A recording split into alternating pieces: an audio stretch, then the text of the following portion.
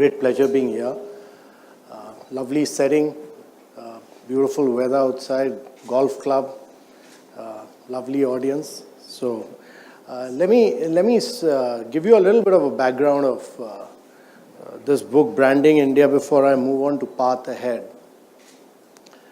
Actually, nobody had heard of Kerala when I was first posted as Secretary Tourism in Kerala. People used to go to Kashmir and people used to go to Rajasthan. So when I was, the only product they had was the Kovalam beach in Kerala. And by the time I took over as secretary, we used to get very cheap charters and lots of very low value tourism. Tourists used to come on charter flights to Kovalam, and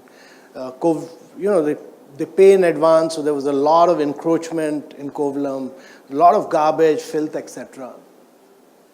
And one of the first things I did was that I closed Kovalam in the name of rejuvenating it. But the objective was to do everything which the Western world had not done. For them, tourism was about, many of the things which the Western world had aspired for. We did the antitheses of everything in Kerala. And we actually went back to the roots of Kerala. So we went to the backwaters of Kerala, which nobody had heard of at that point of time. We went to the houseboats of Kerala, which had almost died out because rice used to be transported on these houseboats. And all the carpenters had gone away to Gulf. We got them back and we started putting these houseboats together to make them into tourism products. We went back to the traditional art forms of Kerala, Mohiniyattam, Kathakali. Many of them people had forgotten about. We went back to the mother of all martial arts, Kalripet. We converted poachers into guides, and we went back to Ayurveda as the chief product of Kerala, which nobody was talking about at that point of time. And we said it's not about massage, it's about a regimen, it's about a way of life. And so we went back to the traditional cuisine of Kerala, which at that time nobody had heard of. Today, appam and fish moili and all these have become great products, but nobody had heard of all this. And we brought them center stage. And more than that, the traditional architecture of Kerala, the Nalkittam houses, a lot of money had come in from Gulf. All these houses were getting destroyed.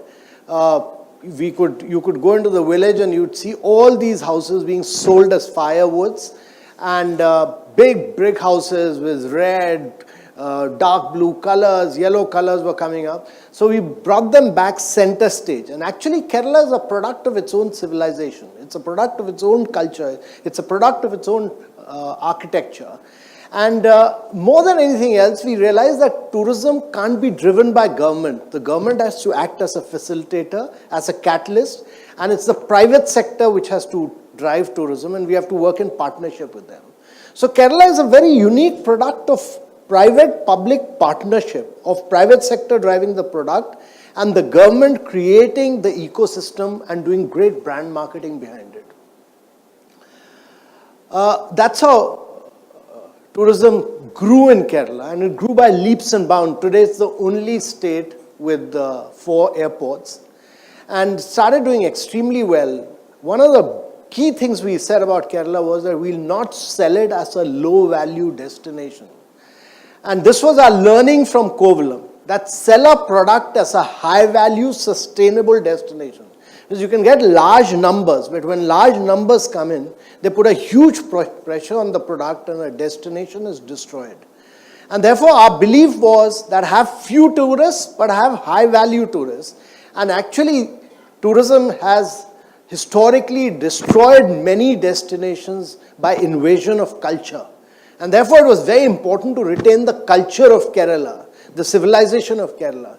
And when you do high-value tourism, you're able to get few tourists, but they believe in sustainability, they add to the product, they learn from the destination, they give something back to the destination. And Kerala, we found, was such a unique product because in 3 hours you could move from beach to backwater to wildlife to the hills to the tea plantations. All the products were in very close range of each other, and therefore we could sell products, sell great resorts. And all Kerala is again a product not of 5-star hotels but of great boutique resorts. Resorts which are a product of local entrepreneurship. So 20-25 room resorts which were started selling for $400, $500 a night, and therefore we got some really unique value out of the destination. And that's how Kerala sold itself and branded and marketed itself.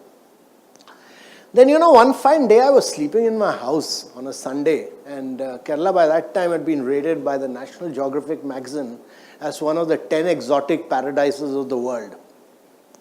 I was sleeping in my house on a Sunday afternoon, and I suddenly got this call that the Principal Secretary to the Prime Minister wants to speak to you. So I said, this was a Sunday, and I was a young officer at that point of time, and on the other side, they connected me to Mr. Brajesh Mishra, who was then the Principal Secretary to Mr. Atal Bihari Vajpayee. And Mr. Mishra said, are you the Secretary Tourism? So I said, yes, sir, I'm the Secretary Tourism. So he said, the Prime Minister wants to have a holiday in Kerala. You decide the place, no politician will come close to him, no Chief Minister, no state. You will play host, you will take care of him, and you decide the entire itinerary. He'll stay there for a week, you take full care of him. But no second person should know about it. So I played host to Mr. Atal Bihari Vajpayee in the backwaters. I decided the backwaters of Kerala, a resort, in Kumaragam, which is truly the backwaters, which is not accessible. You can only access it by houseboat. And Mr. Vajpayee stayed there for about 5 or 6 days, and so every day I used to take him out, we used to do something or the other which was very authentically Kerala. One day I took him out on a house water, on a very unique houseboat, all this. And then when I came back, and I used to sit with him for lunch, dinner every day. Nobody else used to come in, and he used to write his poetry and all that, very relaxed atmosphere. Then one day in the evening, I'd taken him, shown him all the signages, all the products, all the resorts in the backwaters on a houseboat. Mr. Brajesh Mishra said in the evening, कि साहब इस लड़के को government of India बुलाना है, इसने बहुत काम किया है टूरिज्म में, इसने केरला बना दिया, इससे कहते हैं इंडिया टूरिज्म को ड्राइव करे। तो मिस्टर वाजपेयी सेड कि अमिताभ तुमने अप्लाई किया है भारत सरकार के लिए? तो मैंने कहा साहब मैंने तो नहीं किया अभी। तो कहते हैं कि अच्छा तो फिर मत अप्लाई करना, क्योंकि अगर तुम अप्लाई करोगे तो ये ब्रजेश मिश्रा जी तुम्हें विमेन एंड चाइल्ड वेलफेयर में भेज देंगे, टूरिज्म में तो भेजेंगे नहीं तुमको। तो that was the end of the story. I forgot about it. one year, 2 months later, I applied for Government of India, and we go through a civil services board, so I was selected to go to the Ministry of Finance. And then again, it was a Saturday, I was at home doing something in the afternoon, and I got a call कि Prime Minister Office से Brajesh Mishra साहब आपसे बात करना चाहते हैं। तो on the other line, Mr. Brajesh Mishra came on the line, he said कि अमिताभ तुमने क्या भारत सरकार के लिए अप्लाई किया? So I said, yes sir, I have applied. So he said कि तुम कहाँ जा रहे हो? तो I said, sir, I heard कि Civil Services Board has selected me to go to Ministry of Finance. तो he said, वहाँ तो तुम नहीं जा सकते।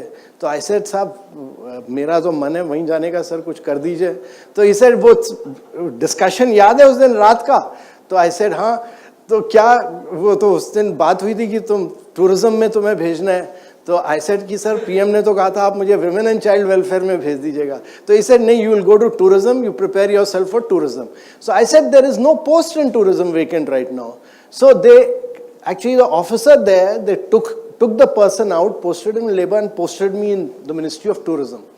And that's how I landed up in India Tourism. It's very rare that you move from one department to another department of this thing in Government of India. Normally when you've done this, you either land up in some other department. So I landed up in tourism simply because I had once upon a time played host to Mr. Vajpayee. I landed up here, and as soon as I landed up here, within a week of that, within 10 days of that, this Twin Tower blast on New York happened. And, then there was war in Afghanistan, there was attack on our parliament, there were travel advisories against India, and the tourism to India really plummeted. It came down to 15% we had very few hotels then, but 15% of occupancy came down. And then we talked to many tour operators, travel agents, and those days they used to say that if you tell them to give them advertising support, they'll sell your packages. So we talked to many of them. They said, even if you take a whole brochure, there's no consumer demand for India. And nobody will come because there's so much of, the whole Southeast Asian region was affected, airlines were not coming, there was, attack had been done on our parliament, many things.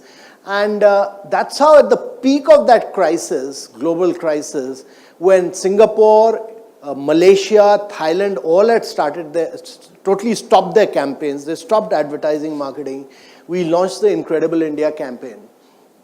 And this was a consumer-led campaign. It was a 360-degree campaign across television, across social media. Social media used to be very little at that point of time in 2001, 2002. But at the peak of that crisis, we did that campaign and we brought consumer demand back to India in a very big way. And subsequently, all other destinations started following and marketing us. In the marketing initiative, they also joined hands, and actually consumer demand came back to India in a very big way. And this growth of tourism in India really led to the creation of new airports in Delhi, Mumbai, Hyderabad, Bangalore, etc. And tourism grew and blossomed. Actually, we used to get just about 1.8 million tourists that point of time. We get about 9 million tourists now. But more than that, our earnings really grew. But I still think there's a huge, massive potential for growth of tourism in India. Only if we go on the strength of what India is good at and go back to our traditional art, our traditional cuisine, our traditional art and culture, rather than ape the West. And I think that's what every Indian destination must do. There's a huge, huge opportunity for creating great wealth, create jobs, and it can be a great multiplier of jobs for growth in